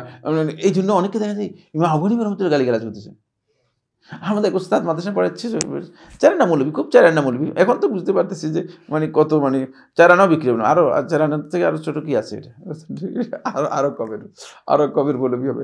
বলতেছে যদি ইমাম শাফি থাকতো তাহলে আমার এই দার্সে বসতো, তাহলে ইমাম শাফি আজকে মানে কান্নাকাটি করে শেষ হয়ে যেত। নাউজুবিল্লাহ, মানে ইমাম শাফিকে রদ করতেছে, খণ্ডন করতেছে। নাউজুবিল্লাহ, কত গাধার বক্তব্য চিন্তা করেন। আলেমদের দায়িত্ব এটা নয়। আপনি মানে কে যে বক্তব্যটা দিয়েছেন, কার সম্পর্কে বক্তব্যটা দিয়েছেন? আমাদের বক্তব্য এটা হবে না। আমরা আলেমদেরকে ছোট করার দায়িত্ব নিয়ে আসি নাই, আলেমদেরকে জাস্টিফাই করার দায়িত্ব আমাদেরকে দেওয়া হয়নি, কারণ এদেরকে উম্মাহ এদেরকে গ্রহণ করেছে। আমি আপনি কি আজকে যদি আমার মৃত্যু হয়ে যায়, হতে পারে যে মানে 10 দিন পরে মানে হয়তো সন্তানরা চিনবে, আর বাকিরা জিজ্ঞেসও করবে না, কেউ খবরও নিবে না, ঠিক না? আল্লাহ ভালো জানেন, আল্লাহ তাআলাই ভালো জানেন। কিন্তু সে 185 সনে মারা গিয়েছেন, আজকের দিন পর্যন্ত গোটা পৃথিবীর মানুষ যাকে চিনে, কি কারণে চিনে? কি কারণে চিনে? না কিসের জ্ঞানে, জ্ঞানী বহু লোক জ্ঞানের কারণে চিনে না, চিনে আমার আল্লাহ তাআলা যেহেতু চিনার দায়িত্ব দিয়ে দিচ্ছেন, বুঝতে পেরেছেন? যেহেতু আমার আল্লাহ তাআলা যখন কাউকে ভালোবাসেন তখন মানুষের অন্তরের মধ্যে তার ভালোবাসা দিয়ে দেন, বুঝলেন? নাহলে তুমি মনে করছো ওই বিশাল জ্ঞানের কথা ছিল না। অনেক লোকই আছে যাদের অনেক বিশাল জ্ঞান ছিল না, কিন্তু পৃথিবীবাসী তাদেরকে খুব সম্মানের সাথে স্মরণ করে। কেন? এই যে আল্লাহ তাআলার ভালোবাসাটি মানুষের কাছে কি হয়েছে, মানুষের কাছে আল্লাহ তাআলা ইম্পোজ করে দিয়েছেন, মানুষকে দিয়ে দিয়েছেন, মানুষের জন্য তাদের জন্য ভালোবাসা। সুতরাং এই জায়গায় এত কথাগুলো বলছি এই জন্য যে দ্বীনের ব্যাপারে আসলে মাসলা মাসাইলের ব্যাপারে ঝগড়া বিবাদ এই কাজগুলো একেবারেই নিন্দনীয় সালাফদের মানহাজের মধ্যে। কিন্তু ইদানিং আমরা দেখতে পাচ্ছি যে খুঁটিনাটি মাসালা নিয়ে মানে কেউ আসছেন যে মানে ইমাম শাফিকে গালিগালাজ করতেছেন, কেউ আহমদ ইবনে হাম্বল রাহমাতুল্লাহ আলাইহি গালিগালাজ করতেছেন, কেউ অন্যদের মানে এটা আমাদের দায়িত্ব নয়, আমাদের দায়িত্ব এটা নয়। আপনি যেটা হক সেটা বর্ণনা করেন, বলেন যে এটাই হচ্ছে হক, এটা আমার কাছে মনে হয়েছে এটাই হক। এর বাইরে আপনি অতিরিক্ত ঝগড়া বিবাদ তৈরি করবেন না, কারণ বিবাদ তৈরি করলে এখান থেকে বেরোতে পারবেন না। কারণ এটা বিবাদের এমন একটা জায়গা যে জায়গায় মূলত নিজে ক্ষতিগ্রস্ত হয়ে যাবেন। এই কারণে সালফে সালেহিনগণ এই বিবাদগুলোর ব্যাপারে এই ধরনের অবস্থান কখনো নেন নেই, সালাফরা এই ধরনের অবস্থান নেন নেই, বরং তারা এখানে আলেমদের সম্মান রেখে, আলেমদের ইজ্জত ঠিক রেখে, আলেমদের মান ঠিক রেখে তারপরে তারা কি করেছেন, এই ইখতিলাফগুলো বর্ণনা করেছেন এবং যেটা হক মানুষের কাছে সেটা তুলে ধরেছেন। এটা আমাদেরকে এটা করার জন্য আমাদেরকে চেষ্টা করতে হবে। এবং এই ক্ষেত্রে যত বেশি বিবাদ কি করা যায়, বিবাদ এড়িয়ে যাওয়া যায়, বিবাদ এড়িয়ে যাওয়া যায়। কিন্তু দুর্ভাগ্যের বিষয় হচ্ছে গোড়ামি, বিভিন্ন পক্ষ গোড়ামি, দুই পক্ষেরই গোড়ামি রয়েছে। এই পক্ষ গোড়ামি করতেছেন, ওই পক্ষ গোড়ামি করতেছেন। গোড়ামির এমন এক পর্যায়ে চলে গিয়েছে যে মানে মানে মসজিদের মধ্যে ধাক্কা ধাক্কি মারামারি পর্যন্ত মসজিদের মধ্যে তৈরি হচ্ছে। ইন্না লিল্লাহি ওয়া ইন্না ইলাইহি রাজিউন। এটা কি ইমাম আবু হানিফা রাহমাতুল্লাহ বলে গেছেন? এটা কি তারা বলতে পারবে? বা হানাফি মাযহাবের কোনো মানে কিতাবের মধ্যে এটা লিখে গেছেন? এই সমস্ত কথাবার্তা কোত্থেকে নিয়ে আসছে? এর কারণ একটাই, সেটা হলো আসলে আমরা দ্বীনের ব্যাপারে সেলেফদের মানহাজ থেকে বিচ্যুত। আমরা বাড়াবাড়িকে অগ্রাধিকার দিচ্ছি, বিতর্ক তৈরি করাকে অগ্রাধিকার দিচ্ছি। ইখতিলাফি মাসআলার ব্যাপারে শুধুমাত্র এতটুকু বলেন যে এটাই হচ্ছে সহিহ, ভাই এতটুকু আমরা জানি যে এটাই সহিহ, এটা হাদিসের মধ্যে এটা আছে, এটাই সহিহ। এখন আপনার কাছে যদি অন্য কিছু জানা থাকে আপনি সে দেখেন, বের করেন, আপনারটা আপনি নিজে বের করি, আপনি তাহকিক করে নেন, এবং অতিরিক্ত কথার প্রয়োজন নেই। আমাদের কারো হাতে হিদায়াতের কোনো দায়িত্ব নেই, আছে কিনা কারো কাছে? হিদায়াতের কোনো দায়িত্ব নেই। আর কোনো ব্যক্তি যদি আমার বক্তব্য গ্রহণ না করে, আমি জোর করে তাকে বলতে পারবো যে আপনি আমার বক্তব্য গ্রহণ করবেন তো করবেন, নাহলে আমার সাথে মুনাজারা করেন, আমার সাথে বহস করেন। কি এটা কি? এই পদ্ধতিতে সালাফদের বক্তব্যটা, কারণ যে সেই তার বিষয়ে কি করবে, অনুসন্ধান করবে, সে দেখবে যে যদি আপনি আরো জ্ঞান অর্জন করেন, আপনি আরো চেষ্টা করেন জানার জন্য, যদি আপনার কাছে বিষয়গুলো স্পষ্ট না হয় আপনি জানার চেষ্টা করেন, কিন্তু বাড়াবাড়ির পথ আপনি কি করবেন না, অনুসরণ করবেন না। এরপরে যে পয়েন্টটি, সেটা হলো সালাফদের অন্যতম আরেকটি দিক আমরা কিছু অংশ হয়তো আলোচনা করেছি, সেটা হলো সালফে সালেহিনগণ তারা শরীয়তের নুসুস দলিলের ব্যাপারে সলফে সালেহিনগণ শরীয়তের যে নুসুসগুলো রয়েছে, দলিলগুলো রয়েছে, এই দলিলের ব্যাপারে তারা সব সময় তাউইলকে পরিহার করতেন, বর্জন করতেন। সম্ভাবনা যেগুলো আছে, ইহতেমালাত যেগুলো আছে, এগুলোকে তারা বর্জন করে যেটা আমল সেটাকে কি করতেন, গ্রহণ করতেন। কারণ শব্দের মধ্যে অনেকগুলো সম্ভাবনা থাকতে পারে। একটা শব্দের দ্ব্যর্থবোধক অর্থ হতে পারে, দুটি অর্থ, তিনটি অর্থ রয়েছে। আর আরবি ভাষাটা এত সমৃদ্ধ একটা ভাষা যে এর মধ্যে এক একটা শব্দের কোনো কোনো শব্দ আছে যে 700 অর্থ রয়েছে। একটা শব্দের 700 অর্থ রয়েছে, চিন্তা করুন। এত সমৃদ্ধ একটা ভাষা আরবি ভাষা। এবার প্রত্যেকটি জিনিসের আলাদা আলাদা নাম রয়েছে। এই যে খেজুরের একটা দানা নিয়ে আসলে আপনি বুঝলেন না, এর আমি মানে খুলে খুলে খুলে খুলে এগুলোর আলাদা আলাদা নাম বললে আপনি বলবেন যে ইন্না ইল্লাহি ওয়া ইন্না ইলাইহি রাজিউন। মানে খেজুরের নাম শিখতে হলে তো আবার অন্তত একদিন ক্লাস দিতে হবে। এটা খেজুরের দানার মধ্যে এত এত নাম রয়েছে, বুঝতে পেরেছে কিনা? মানে এত এত জিনিস রয়েছে। এরপরে প্রকার তো খেজুরের অন্তপক্ষে বহু প্রকার রয়েছে, সেগুলো মানে আপনাকে যদি একটা একটা করে একসাথে করি তারপর দেখাই যে এটা হচ্ছে এই প্রকার, এটা হচ্ছে এই প্রকার। খেজুরেরই নাম তো অসংখ্য। ভাষা এটা ভিন্ন বিষয়। ভাষার সমৃদ্ধির কারণে ভাষার একটি শব্দের মধ্যে অনেকগুলো অর্থ থাকতে পারে, যথার্থবোধক শব্দ রয়েছে। সেক্ষেত্রে সালফে সালেহিনের মানহাজ হচ্ছে যেটা, সেটা হলো এই, তারা তাউইলকে বর্জন করতেন। ধারণামূলক যত ইহতেমালাত আছে, ধারণামূলক যত ইহতেমালাত আছে সেগুলোকে কি করতেন তারা, ধারণামূলক যত ইহতেমালাত আছে মানে সম্ভাবনা আছে, এই সম্ভাবনা হতে পারে, এই সম্ভাবনা হতে পারে, এই সম্ভাবনা হতে পারে। মানে আমাদেরকে যখন হাদিসের মধ্যে হাদিস যখন পড়াইতো, বুঝতে পেরেছেন, তখন সম্ভাবনা সম্ভাবনা সম্ভাবনা বলতে বলতে 20-30টা বলা পরে আমার কিছু সম্ভাবনা থাকে, আর দরকার নেই সম্ভাবনার। সালেফদের মানহাজের মধ্যে এই যে সম্ভাবনা মানে ধারণা করে করে সম্ভাবনা আবিষ্কার করা, বুঝতে পেরেছেন কিনা, এগুলো কি সালেফদের মানহাজের মধ্যে তারা এটা বর্জন করতেন। তারা যেটা করতেন সেটা হলো, যখনই কোনো নস পেতেন, আকলের উপর ওই নকলটাকে, ওই নসটাকে কি করতেন, তারা অগ্রাধিকার দিতেন, ওইটাকেই গ্রহণ করতেন এবং নসটা যেভাবে আসছে সেভাবে গ্রহণ করতেন। নসটাকে অনেক বেশি কি করতেন না, অনেক বেশি এটাকে ব্যাখ্যায় যেতেন না, অনেক বেশি ব্যাখ্যায় যেতেন না, ভুল তাবিলে যেতেন না, ভুল তাবিলে নসে যেতেন না। তাবিলটা বর্জন করা এটা সালাফদের অন্যতম মানহাজ। এখানে একটা বিষয় জানতে হবে, সেটা হলো এই তাউইলের, তাউইল শব্দটা, তাউইল বলতে বোঝানো হয়েছে কোন একটা বস্তুর মর্মকথা অথবা ব্যাখ্যা, যেটা এই বস্তু দিয়ে বুঝায়, এটাকে বলা হয় থাকে তাউইল। এই তাউইল হচ্ছে দুই প্রকার। একটা হচ্ছে তাউইলুল ফাসিদ, যেটা ফাসিদ তাউইল মানে বাতিল তাউইল, যেটা গ্রহণযোগ্য নয়, বর্জনীয় তাউইল। আর একটা হচ্ছে আত-তাউইল আল মাকবুল, গ্রহণযোগ্য তাউইল।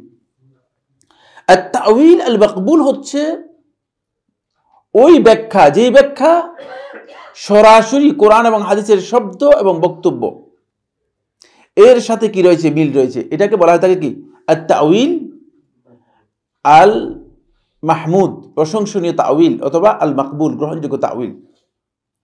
কোরআন এবং হাদিসের ব্যাখ্যার সাথে যেটার কি রয়েছে, মিল আছে, মানে কোরআন এবং হাদিসে যে জিনিসটা বোঝানো হয়েছে সেই জিনিসটাকে এখানে বোঝানো হয়েছে, এটা হচ্ছে আত-তাউইলুল মাকবুল। আত-তাউইলুল মাকবুল যেটা, সেটা সালাফগণ সরাসরি এটাকে তাফসির বলতেন। সালাফগণ এটাকে কি বলতেন, তাফসির বলতেন। কোরআনের আয়াতের ক্ষেত্রে তাফসির বলতেন। কেন? কারণ তাফসিরটা হচ্ছে কোরআনের আয়াতের ব্যাপারে রাসূলুল্লাহ সাল্লাল্লাহু আলাইহি ওয়াসাল্লাম যে ব্যাখ্যা দিয়েছেন, অথবা রাসূল সাল্লাল্লাহু আলাইহি ওয়াসাল্লাম থেকে সাহাবী যে ব্যাখ্যা বর্ণনা করেছেন, এই ব্যাখ্যার নাম হচ্ছে তাফসির।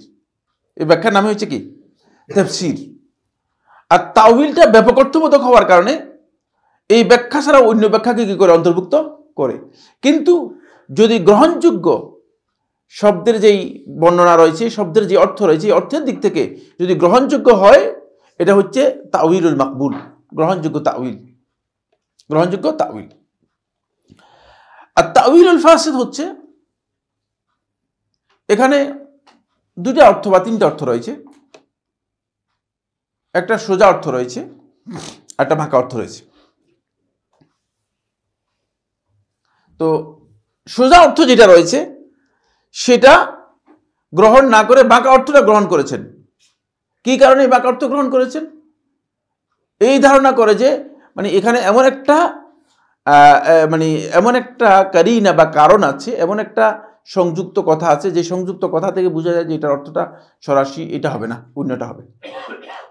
কিন্তু এই যে বাঁকা অর্থটা গ্রহণ করেছিল, অথবা মারজু, যেটা অগ্রাধিকার দেওয়ার মতো নয়, যেটা অগ্রাধিকার পাওয়ার মতো নয়, এরকম বক্তব্যটা গ্রহণ করেছেন, মারজু কাউলটাকে গ্রহণ করেছেন। কেন? আপনি মনে করেছেন যে এটাই হতে পারে, এখানে হতে পারে। এটাকে বলা হয় থাকে তাউইলুল ফাসিদ। সালফে সালেহিন করে তাউইলুল ফাসিদকে একেবারে বর্জন করতেন। তাউইলুল ফাসিদকে একেবারে বর্জন করতেন, মোটেও গ্রহণ করতেন না। নুসুসের ব্যাপারে, শরীয়তের নুসুসের ব্যাপারে তারা এই ধরনের তাউইলকে মোটেও গ্রহণ করতেন না। এক নম্বর তাউইল হচ্ছে, কোন ক্ষেত্রে তারা তাউইলকে বর্জন করতেন? সাহাবায়ে কেরামদের তাউইলের মধ্যে তারা আল্লাহ তাআলার আসমা এবং সিফাতের ব্যাপারে কোনো তাউইলকে তারা গ্রহণ করেননি। তাউইল হচ্ছে কোনো ধরনের ব্যাখ্যা, অথবা এমন ব্যাখ্যা যে ব্যাখ্যার মানে প্রকৃত অর্থের বিপরীতে অন্য একটা ব্যাখ্যা। বলা হয় থাকে এটা মাজাজ, রূপক অর্থবোধক, অথবা বলা হয় থাকে এটা মানে উদাহরণমূলক মানে বক্তব্য। এগুলো আল্লাহ তাআলার সিফাতের ক্ষেত্রে তারা মোটেও কি করেন নাই? গ্রহণ করেন নেই। আল্লাহ তাআলার সিফাতের ক্ষেত্রে গ্রহণ করেন নেই। যেমন আল্লাহ তাআলার দুই হাত সাব্যস্ত করার ব্যাপারে এখানে যারা তাউইল করেছে তারা বলেছে যে আল্লাহ তাআলার হাত বলতে এখানে আল্লাহ তাআলার কুদরতকে বোঝানো হয়েছে, আল্লাহ তাআলার ক্ষমতাকে বোঝানো হয়েছে, আল্লাহ তাআলার দয়াকে বোঝানো হয়েছে, আল্লাহ তাআলার নিয়ামতকে বোঝানো হয়েছে। বল কেন আল্লাহ তাআলা নিয়ামতকে বুঝালেন? অসুবিধা কি? আল্লাহ তাআলার জন্য হাত যদি সাব্যস্ত হয় তাহলে মানুষের মতো হয়ে যাবে। এটা একটা ভুল বুঝতে পেরেছেন? এটা একটা বুঝ তাদের, যে আল্লাহ তাআলার জন্য যদি হাত সাব্যস্ত হয় মানুষের মতো হবে। কেন মানুষের মতো হবে? আল্লাহর হাত মানুষের মতো হওয়ার তো কোনো কারণই নেই, কারণ আল্লাহ তাআলার সত্তার সাথে সামঞ্জস্যপূর্ণ হাত আল্লাহ তাআলার, ঠিক না? তো এটা হওয়ার কোনো সুযোগই নেই। এই চিন্তা করার সুযোগ নাই যে আল্লাহ তাআলার হাত সাব্যস্ত করলে এটা মানুষের হাতের মতো হয়ে যাবে। নাউযুবিল্লাহি মিন যালিক, কল্পনা করার কোনো প্রশ্নই আসে না।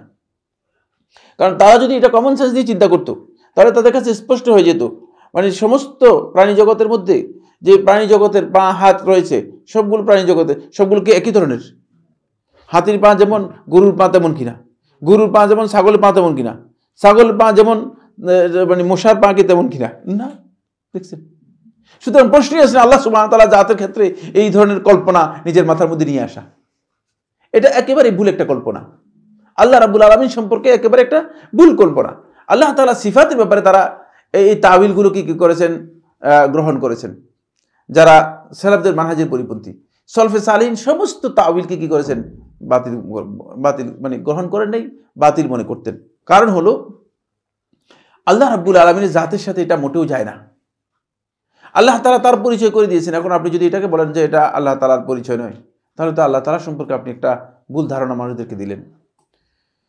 দ্বিতীয় হচ্ছে নুসুস শারা, শরীয়তের নুসুসের ব্যাপারে তারা মানে শরীয়ত যেটাকে গ্রহণ করে নাই এরকম তাওয়িলকে তারা কি করেছেন? বর্জন করেছেন। এরকম তাওয়িল তারা কি করেছেন? বর্জন করেছেন।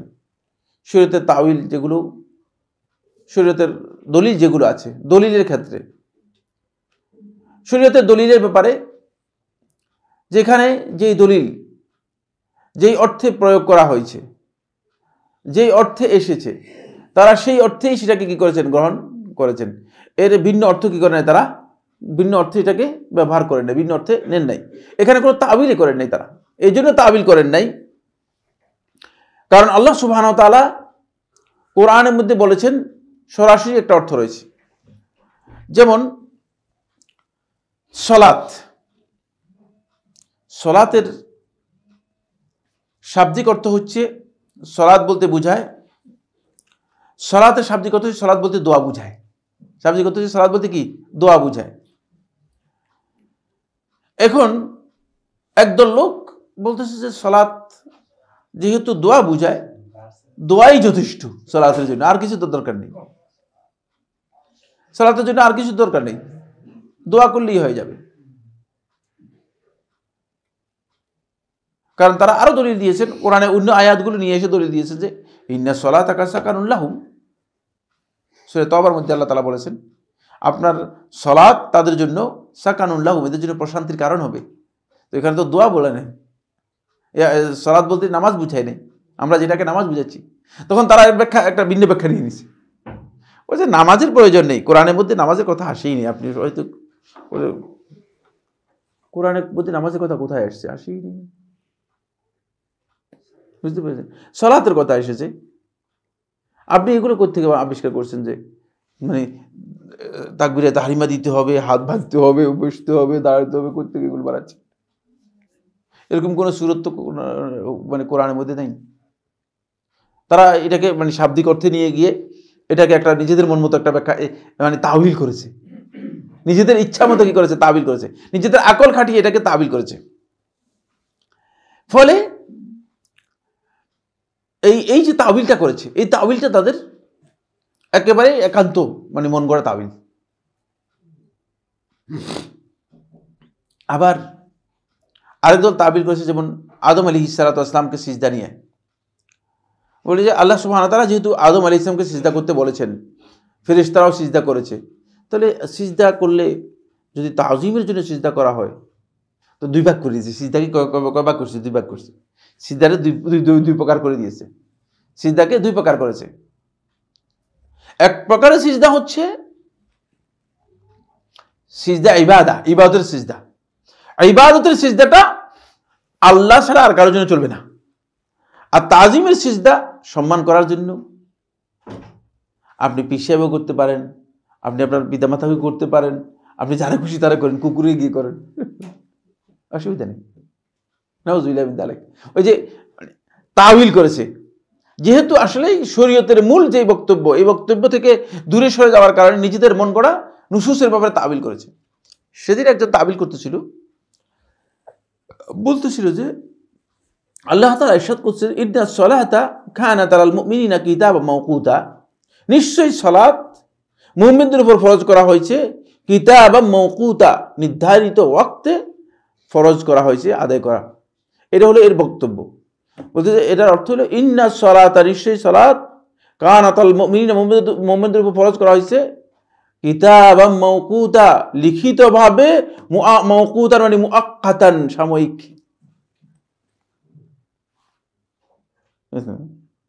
ব্যাখ্যা করে দিই, মাওকুতানের মানে অর্থ করেছে মুআক্কাতান, মাওকুতান মুআক্কাতান মানে মুআক্কাত বলা থাকে আরবিতে সাময়িক। মানে সালাত তো সাময়িক ফরজ করা হয়েছে, ওই সময়ের জন্য সাময়িক কিছুদিন সালাত ফরজ ছিল ইমানদারদের উপর, পরে আল্লাহ তাআলা কি করেছেন? সাময়িক ফরজটা বাতিল করে দিয়েছেন। কারণ আল্লাহ তাআলা আগেই বলছেন যে সাময়িক ফরজ করা হয়েছিল। দেখছেন, ওগুলো সবই বাতিল কথা। এই ধরনের বাতিল ব্যাখ্যা আপনি যখনই দেখবেন কোন আলেম এই ধরনের ব্যাখ্যার দিকে যাচ্ছে, তাহলে বুঝতে হবে যে তিনি আসলে সালাফদের মানহাজ থেকে বেরিয়ে গেছেন, তার মন গড়া ব্যাখ্যা দেওয়ার জন্য চেষ্টা করছেন। তাওয়িল হচ্ছে, শেখুল ইসলাম ইবনে তাইমিয়া রাহমাতুল্লাহ আলাইহি বলেন ওয়া তাওয়িলু আসাসু কুল্লি বিদআহ, যত বেদাত আছে এই বেদাত সবগুলোর ফাউন্ডেশন হচ্ছে মূলত তাওয়িল। যখন কোনো বেদাত করে তখন বেদাতি ব্যক্তি এই বেদাতের সপক্ষে দলিল বের করার জন্য কোরআন এবং হাদিসের কি করে? অপব্যাখ্যা করার জন্য চেষ্টা করে। কোরআন এবং হাদিসের কি করার জন্য? অপব্যাখ্যা বের করার জন্য চেষ্টা করে। সহিহ মুসলিমের একটি হাদিস, রাসূলুল্লাহ সাল্লাল্লাহু আলাইহি ওয়াসাল্লাম বলেছেন মান সান্না ফিল ইসলামে সুন্নাতান হাসানাতান ফালাহু আজরুহা ওয়া আজরু মান আমিলা বিহা ওয়া লা ইউনকাস মিন উজুরিহিম শাইআ। যে ব্যক্তি ইসলামের মধ্যে মান সান্না ফিল ইসলামে সুন্নাতান হাসানা, একটা ভালো সুন্নত চালু করলো, ভালো একটা সুন্নত কি করলো? চালু করলো। মান সান্না, খুব ভালো করে দেখেন, শুনেন, মান তো বুঝেন, মান মানে যে, সান্না মানে চালু করলো। মান সান্না, যে সুন্নত যে চালু করলো, সুন্নাতান হাসানাতান, একটা উত্তম সুন্নত, তাহলে ফালাহু আজরুহা, তার জন্য এর সওয়াব আছে, ও আজরু মান আমেলা বিহা, যে এই অনুযায়ী আমল করবে এই আমলকারীর সওয়াব সে পাবে। ওয়ালা ইউনকাসু মিন উজুরিহিম শাইআ, তাদের সকলের আজর থেকে, প্রতিদান থেকে আল্লাহ তাআলা কিছু কমাবেন না, সবাই সমান সমান পেয়ে যাবে। হাদিস থেকে তো স্পষ্ট বোঝা যাচ্ছে যে মানে সুন্নতে হাসানা এটা কোনটা, যেটা আমরা ভালো মনে করি যে ভালো কাজ, ভালো কাজ যদি আপনি আবিষ্কার করেন তাহলে এটা বেদাত হবে না, হাসানা হবে। ঠিকই তো, দলিল তো আছে, দেখছেন? বলে এই জন্য এই হাদিসের ব্যাখ্যার মধ্যে মানে বেরলভীদের ইমাম যে সে এই হাদিসের ব্যাখ্যার মধ্যে বলেছে হাযা দলিলুন ওয়াদিহুন, এটা সুস্পষ্ট দলিল, ফি আন্না আল মুমিন, মুমিন ব্যক্তি যদি ইজা সান্না শাইআন হাসানান ওয়া ইয়ারাহুন নাসু হাসানান, যদি কোনো সুন্নত ভালো করে একটা কাজ থেকে ভালো মনে করে আর মানুষ এটাকে ভালো মনে করে, ফাহুয়া ইনদাল মুসলিমিনা হাসানুন, এটা মুসলমানদের কাছে সুন্নত। নাউজুবিল্লাহ, এটা দলিল এই হাদিস থেকে বোঝা যাচ্ছে, কারণ এটা হাসান, ভালো কাজ। এটা এই যে ব্যাখ্যা, এটা নুসুস শরীয়তের নুসুসকে নিজের মন গড়া ব্যাখ্যার মধ্যে নিয়ে গিয়েছে। এবং এই যে ব্যাখ্যাগুলো এটা সালাফরা গ্রহণ করেন নাই। এই ব্যাখ্যাগুলো গ্রহণ না করার কারণে সালাফদের উপর দুইটা তহমত দেওয়া হয়েছে। কয়টা তহমত দেওয়া হয়েছে? এটা আগে বোধহয় একটা প্রেক্ষাপট তৈরি করে, যে প্রেক্ষাপটটা তৈরি করেছে সালাফদেরকে, সালফে সালেহিনদের বক্তব্যকে তারা যাতে করে মানুষ সেটা গ্রহণ না করে, মানুষ এখান থেকে আস্তে করে দূরে সরে যায়, তখন তারা এর জন্য কি করেছে, একটা পদ্ধতি বের করেছে, বলেছে যে এটা তো আসলে কিচ্ছু না, এরা তো হলো মানে শুধুমাত্র হারফি, জাহেরি, শাব্দিক আলেম, তো গভীরের জ্ঞান বুঝে না, গভীরে প্রবেশ করতে পারে না। মানে আমরা গভীরে প্রবেশ করে কি করতেছি, জ্ঞান বের করে নিয়ে আসতেছি, আর শব্দের মধ্যে সীমাবদ্ধ আছে, শব্দ নিয়েই আছে। তোমাকে কে নির্দেশ দিয়েছে গভীরে প্রবেশ করার জন্য? যদি শব্দ থেকে এলেম পাওয়া যায়, ঠিক না? রাসূল সাল্লাল্লাহু আলাইহি ওয়াসাল্লামের শব্দই তো গ্রহণযোগ্য আমার কাছে, শব্দ থেকে যদি আমি এলেম পাই তো গভীরে ঢুকাতে আমার প্রয়োজন নেই। গভীরে গিয়ে কি জ্ঞান বের করেছো তুমি? ফলে মানুষদেরকে বিচ্যুত করার জন্য বলছিস না, এরা ফেক বুঝে না, এরা সরাসরি মানে হাদিসের জাহিরি অর্থ নিয়ে তারপরে এগুলো নিয়ে লাফালাফি করে, এগুলো তো আসলে হাদিসের অর্থ নয়। হাদিসের অর্থটা বুঝছেন আপনি? হাদিসের অর্থই তো বুঝেন না আপনি, না হাদিসের মধ্যে এটা বুঝাই নাই। তখন আপনি বলে যে ভাই হাদিসের মধ্যে আসবে, আপনি হাদিস বুঝেন নাকি? হাদিসের মধ্যে অর্থ হতে বুঝেন নাই, হাদিসের অর্থ তো এটা নয়। হাদিসের অর্থ তখন সে একটা অর্থ হাদিসে করে দিবে, যেহেতু তাবিল তাদের কাছে বুঝেন না, রেডিমেড করা আছে। তাবিল কি করা আছে তাদের কাছে, আগে থেকেই যুক্ত করা আছে। এই জন্য তারা সালফে সালেহিনদেরকে প্রথম এই তহমত দিয়ে থাকে, এই তহমতে এরা হচ্ছে জাহিরি, এরা শাব্দিক, মানে শব্দের উপর শুধুমাত্র কি করে বেচ করে কথাবার্তা বলছে। দ্বিতীয় নম্বর যেই তহমত সালফে সালেহিনদেরকে দিয়ে থাকে, যেহেতু তারা তাবিল করে না, তারা দুই নম্বর যে তহমত দিয়ে থাকে সেই তহমত হচ্ছে যে সালফে সালেহিনগণ তারা শুধুমাত্র এই বক্তব্যগুলো দিয়েছেন নিজেরা মানে বিতর্ক এড়িয়ে যাওয়ার জন্য, কিন্তু এগুলো প্রকৃত প্রজ্ঞা যেগুলো সেটা হচ্ছে মানে সালফে সালেহিনদের বাহিরে যারা আছে তারাই প্রকৃত প্রজ্ঞা লাভ করতে পেরেছে, গভীর জ্ঞান লাভ করতে পেরেছে এই বিষয়গুলো। নাউজুবিল্লাহ, মানে সাহাবায়ে কেরামদের বক্তব্য, সাহাবীদের পরবর্তী তাবিদের বক্তব্য, তাদের পরবর্তী যারা আছেন তাদের বক্তব্য, এদের বক্তব্যের ব্যাপারে তাদের কথা হচ্ছে যে এরা যে বক্তব্যগুলো দিয়েছে এগুলো শুধুমাত্র মানে এটা হলো মোটামুটি, এটা যদি গ্রহণ করেন আপনি মানে ঝামেলা নাই, ঝামেলা এড়িয়ে গেলেন, ঝামেলা থেকে বেঁচে গেলেন, কিন্তু গভীর জ্ঞান লাভ করলেন না, বুঝলেন না? আপনি আসলে প্রকৃত জ্ঞানী হতে পারলেন না, বুঝলেন না? মানে আপনি মূল জ্ঞান, ফলে তারা আবিষ্কার করছে, ওদেরা অনেক গবেষণা করছে, গবেষণা হচ্ছে কোরআন নাজিল হয়েছে কোথায়, কোরআন নাজিল হয়েছে এটা আপনি শুনবেন, এটা সবখানে বলে নাজাল আল কোরআন মানে ফি জাজিরাতুল আরব, মানে মক্কা মদিনায় হিজাজে জাজিরাতুল আরবে কোরআন নাজিল হয়েছে, বুঝতে পেরেছেন? কোরআন নাজিল হয়েছে জাজিরাতুল আরবে। এমন তারপরে ওয়াতালাহুল আহলু মিসর, মিশরীরা কোরআন কারীমকে তেলাওয়াত করেছে। কোরআন কারীম তেলাওয়াত ওই যে আব্দুল বাসেত, কত জাহিল মানুষ, চিন্তা করেছেন, মিশরীরা এটা তারা ঠিক মতো করতে পারছে। কোরআন নাজিল হয়েছে কোথায়? মক্কা মদিনায়। আর তেলাওয়াত করতে পারছে কারা? মিশরীরা তেলাওয়াত করছে। ওয়া ফাহিমাহু আহলুল হিন্দ। আসেন, আর এটাকে কোরআনটাকে প্রকৃত গ্রহণ করতে পারছে এই ইন্ডিয়ানরা, সাবকন্টিনেন্টেরা। কারণ কোরআনের যত অপব্যাখ্যা আছে সবগুলো তারা করতে পারছে, কোরআনের যত প্রকারের অপব্যাখ্যা আছে সবগুলো অপব্যাখ্যা তারা করতে পারছে। আর এই কারণেই কি করেছে, তারা কোরআনকে ঠিকমতো বুঝতে পেরেছে, কোরআনকে ঠিকমতো চিন্তা করেছেন। এখানেই মূলত সেলেফদের মানহাজের সাথে তাদের মানহাজের এই বিশাল পার্থক্য। সেটা হলো এই যে তারা কোরআনকে তারা মনে করেছে যে কোরআনের ব্যাপারে যদি মন গড়া কিছু বক্তব্য মানে আমরা গভীর জ্ঞানী মনে করে দিতে পারি, যে এটা আমরা উদ্ঘাটন করেছি, গভীর একটা বিষয় উদ্ঘাটন করেছি, তখন বেশিরভাগ লোক মনে করে যে না, এটা তো আসলে এটা তো নতুন একটা বিষয়, এটা তো নতুন একটা কথা। সালফে সালেহিন করে এর ধারে কাছে যেতেন না। কেন যেতেন না? এর কারণ হচ্ছে আল্লাহ রাসূল সাল্লাল্লাহু আলাইহি ওয়াসাল্লাম সাহাবায়ে কেরামগণ সরাসরি নুসুস শরীয়তের যে নুসুসগুলো আছে, দলিলগুলো আছে, এগুলো থেকে সাহাবায়ে কেরামগণ যে জিনিসগুলো বুঝেছেন এর বাইরে অতিরিক্ত বুঝ সেখানে গ্রহণ করা বা অতিরিক্ত বুঝ নেওয়া, এটা মূলত ইসলামের দৃষ্টিতে নিজের মন গড়া একটা দ্বীনের ব্যাপারে বুঝ গ্রহণ করা, নিজের মন গড়া একটা বুঝ গ্রহণ করা। এই মন গড়া বুঝ আসলে সালাফগণ কখনো গ্রহণ করতেন না। ফলে আপনি দেখেন প্রত্যেকটা জিনিসের ব্যাপারে, আপনি যখন জিকিরের ব্যাপারে যাবেন, আমাদের দেশে জিকির কাকে বলে সমস্ত মাফাহিম পরিবর্তন করে দিয়েছে, সমস্ত মাফহুম কি করেছে, পরিবর্তন করে দিয়েছে।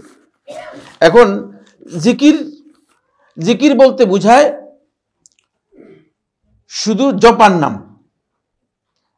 হয়তো আল্লাহ আল্লাহ আল্লাহ আল্লাহ, নইলে লা ইলাহা ইল্লাল্লাহ লা ইলাহা ইল্লাল্লাহ, মানে এই ধরনের জপার নাম, এটাকে জিকির। অথবা ইল্লাল্লাহ ইল্লাল্লাহ ইল্লাল্লাহ, এটাকে বলছে জিকির। এই যে মানে মাফাহিম, শরীয়তের যে মফহুমগুলো আছে, শরীয়তের যে বুঝগুলো আছে, শরীয়ত যে জিনিসগুলো মানে আমাদের জন্য যে মফহুমগুলো দিয়েছেন, যে বুঝগুলো দিয়েছেন, এটাকে এমনভাবে বিকৃত করে নিয়েছে, এর কমন যে প্রকৃত অর্থ সেটাও আমাদের কাছে হারিয়ে গেছে। সেটা কি হয়েছে? হারিয়ে গেছে। বলছেন যে যদি আপনি বলেন যে কোরআন তেলাওয়াত করব, ভাই কোরআন তেলাওয়াত করছি, জিকির তো করতে পারলাম না, ঠিক না? একবার বলছে কিছুক্ষণ ওই হালকা জিকির হবে, কোরআন তেলাওয়াত বাদ দেন, আজকে কোরআনের দার্স বাদ দেন, আজকে কোরআনের দার্স বাদ দেন, আজকে হালকা জিকির হবে। কি বুঝলেন? তারা কোরআন তেলাওয়াতকে, কোরআনের আলোচনাকে, মানে কোরআনের মজলিসকে তারা কিন্তু জিকির মনে করে না। সেন্সগুলো এমনভাবে কি করেছে, চেঞ্জ করে দিয়েছে, মানে মাফহুমগুলো এমনভাবে চেঞ্জ করে দিয়েছে যে এটাকে তারা জিকিরই মনে করে না, এটা তাদের কাছে জিকিরই না। কয়েকজন মানে আমাদের কাছে বলতেছে যে মুনাজাত, বলে মুনাজাত বেদাত হওয়ার কারণটা কি? আমার মুনাজাত বেদাত হবে কেন? কে বলছে আপনাকে বেদাত? মানে মুনাজাত কি জিনিস জানেন কিনা? কিচ্ছু জান না। মুনাজাত বলা হচ্ছে, মানে মুনাজাত হলো কারো কানে কানে কানাকাটি করা, বুঝতে পেরেছে? কানে কানে করে কিছু বলা, গোপনে কিছু বলা। আর আপনি মাইকের মধ্যে জুমার নামাজের পরে মানে মাইকে আওয়াজ করে চিল্লাইয়া না, আপনি বলতেছেন এটা নাম দিয়েছেন মুনাজাত। কি দেখছেন? মানে মাফহুমটাকে, মূল মর্মার্থ যেটা, মূল বক্তব্য যেটা, বক্তব্যটাকে কি করে দিয়েছে, একেবারেই চেঞ্জ করে দিয়েছে, বক্তব্যটাকে পরিবর্তন করে দিয়েছে। ফলে এই কারণে, এই বক্তব্যকে পরিবর্তন করে দেওয়ার কারণে বেশিরভাগ মাফাহিম, বেশিরভাগ জিনিস আমাদের সমাজের মধ্যে এমনভাবে চেঞ্জ হয়ে গিয়েছে, এমনভাবে পরিবর্তন হয়ে গিয়েছে। আমি কিছু সংখ্যক লোকের সাথে একটা বিষয় নিয়ে আলোচনা বসলাম। এই মাসআলাটি গোটা উম্মার জানা দরকার, কিন্তু সেই সময় আজকের আমাদের আলোচ্য বিষয় না, এই জন্য আমরা আলোচনা করব না। কোরআনে কারীমের মধ্যে আল্লাহ সুবহানাহু ওয়া তাআলা নির্দেশ দিয়েছেন, সূরাত আশ-শূরা-এর 13 নম্বর আয়াতের মধ্যে নবীদের নাম উল্লেখ করে আল্লাহ রাব্বুল আলামিন স্পষ্ট করেছেন, নবীদেরকে আল্লাহ তাআলার পক্ষ থেকে নির্দেশ দেওয়া হয়েছে, আন আকিমুদ্দীনা ওয়া লা তাতাফাররাকু ফীহি। আন আকিমুদ্দীন, তোমরা দ্বীনকে কি করো, কায়েম করো, ওয়া লা তাতাফাররাকু ফীহি, এবং এই ক্ষেত্রে তোমরা কি করো না, পরস্পর বিচ্ছিন্ন হয়েও না, তোমাদের মধ্যে ফিরকাবন্দিতে লিপ্ত হয়ে যাও না, দলাদলিতে লিপ্ত হয়ে যাও না, বিভক্তির মধ্যে যাবে না। এখন একদল লোক ইকামতে দিন বলতে তারা এর ডাহা মিথ্যা একটা অর্থ পৃথিবীর কোনো আলেম যেটা করে নাই সেই অর্থ করতেছে, বলতেছে যে ইকামতে দিন মানে রাষ্ট্র প্রতিষ্ঠা করা। দ্বীনের অর্থ কোরআন এবং হাদিসের কোথাও রাষ্ট্র আসেনি। এটা একটা ডাহা মিথ্যা, কোরআন হাদিসের নামে ডাহা মিথ্যা বক্তব্য। রাষ্ট্রে ইসলাম কায়েম হবে সেটা আরেকটি মাসআলা, বুঝতে পেরেছেন কিনা? রাষ্ট্র ইসলাম অনুযায়ী পরিচালিত হবে সেটা আরেকটি মাসআলা, কিন্তু এই আয়াতের মধ্যে এই কথা নেই। এটা একটা জাহিলি বক্তব্য আমাদের সমাজের মধ্যে মানে একটা গ্রুপ এস্টাবলিশ করে দিয়েছে। এই জাহিলি বক্তব্যের মূল কারণ হচ্ছে দ্বীনের অর্থই না বোঝা। যদি আমাকে আপনাকে আল্লাহ তাআলা নির্দেশ দেন রাষ্ট্র প্রতিষ্ঠা করার জন্য, এখন যদি আমরা রাষ্ট্র প্রতিষ্ঠা না করতে হয় তাহলে আমরা তো আল্লাহ তাআলা ফরজই লঙ্ঘন করলাম, ঠিক না? রাষ্ট্র তো মানুষের সাধ্যের বিষয় না, ঠিক না? রাষ্ট্র তো মানুষের ব্যক্তিগত বিষয় না, রাষ্ট্র ব্যক্তিগত বিষয়ের সাথে জড়িত নয়, রাষ্ট্র আল্লাহ তাআলার সাথে জড়িত। এই জন্য আল্লাহ তাআলা কোরআনের মধ্যে বলছে কুলিল্লাহুম্মা মালিকাল মুলকি তুতিল মুলকা মান তাশা ওয়া তানজিউল মুলকা মিম্মান তাশা। দেখছেন, আল্লাহ তাআলা বলতেছেন মুলকের মালিক আল্লাহ রাব্বুল আলামিন নিজেই।